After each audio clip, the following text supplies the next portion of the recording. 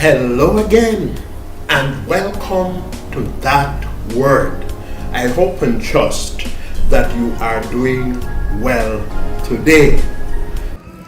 Let us get in the body of Jesus' eulogy.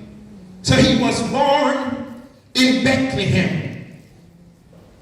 Yes, all his actions were intentional, beloved friends. He lived a life of obedience. He kept all of his father's commandments. He had an impact everywhere he went.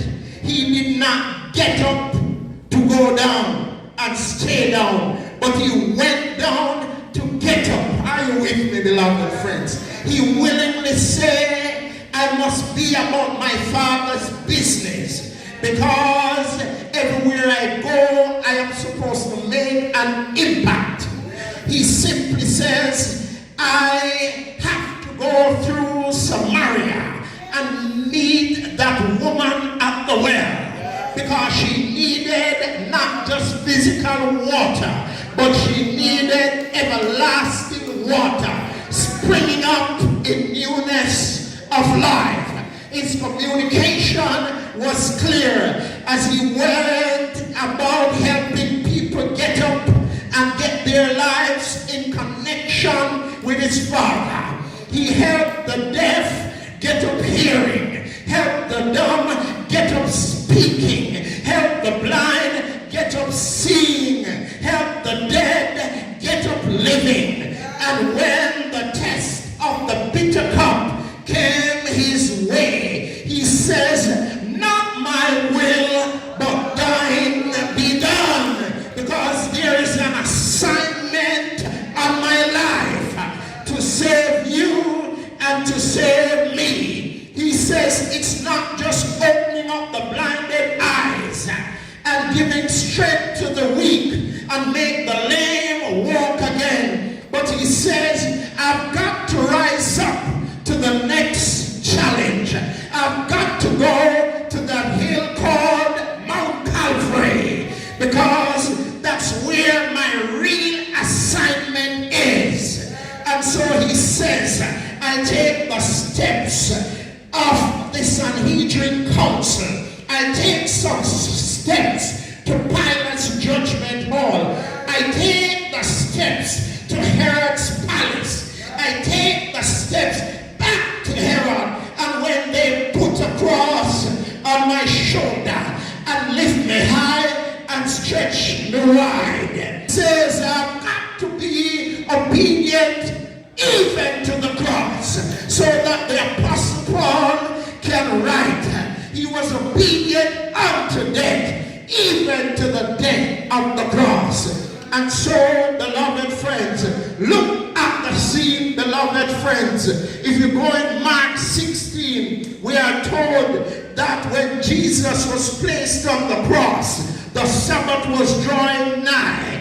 And someone said, we cannot give him a decent burial this evening because the sun is about to set. But let us wait until early Sunday morning. And beloved friends, all that weekend, all the feverish activities were taking place in heaven, where God the Father called Gabriel and said to Gabriel, I have an assignment.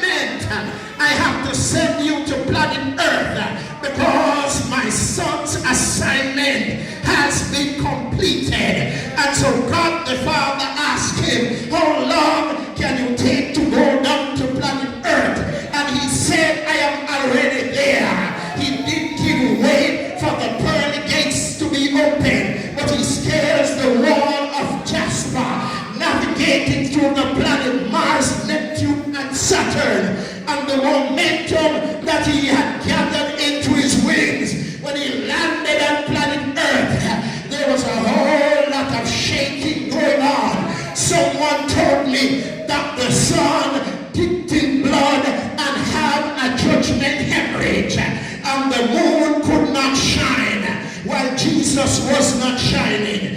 He put 1 foot on death, 1 foot on hell, and told the grave and hell, I am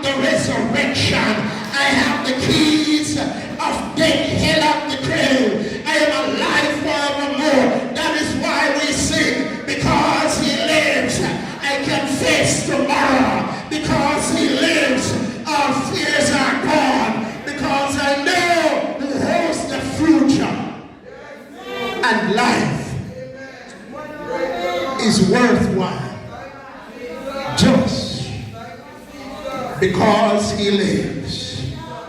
So the good news today, beloved friends, is that Jesus, who was dead, is not dead, but he's alive forevermore, interceding on our behalf.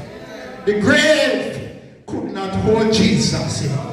He came bursting out and said, I am he that lives. I was dead, but I'm alive forevermore. And one more thing, he's the God, and he's the everlasting Father, and he's the Prince of Peace. I just love to talk about him.